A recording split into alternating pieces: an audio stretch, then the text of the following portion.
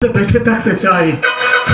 সুদিন বাবা, এই দলিলটা আজ তুমি উকিল বাবুকে দেখে নিয়ে এসো, বেশি দেরি করো না বাবা। শুভ কাজ ফেলে রেখো না যেন বাবা। আমি এখনই যাচ্ছি। এই দলিলটা পড়া বাবা।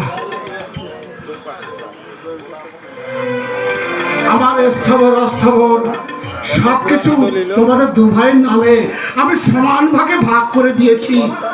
তোমার কোনো আপত্তি আছে বাবা? তুমি ন্যায্য বিচারই করেছো বাবা, আমার কোনো আপত্তি নেই। আরে সুদিনে কোনো অসঙ্গতে আপত্তি করলে আমরাই তো মেনে নেবো কেন তাহলে মশাই? তোমার কাছে আমার একটা ছোট্ট অনুরোধ বাবা। অনুরোধ বলছো কেন বাবা?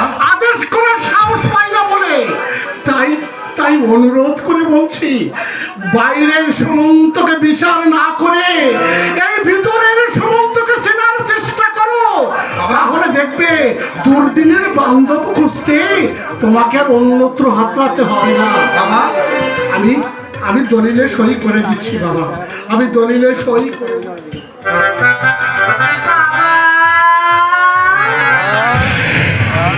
ওষুধটা খেয়ে নিন বাবা।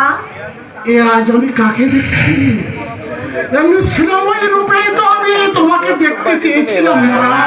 একটু আগে বললাম না তাহলে মশাই, উৎসর আগের উৎস নেই। ওষুধটা খেয়ে নিন বাবা। আগে সইটা করে নি মা। আগে সই নয় বাবা, আগে আপনার শরীর। এই তো নারীর প্রকৃত রূপ, উন্নত বড়দের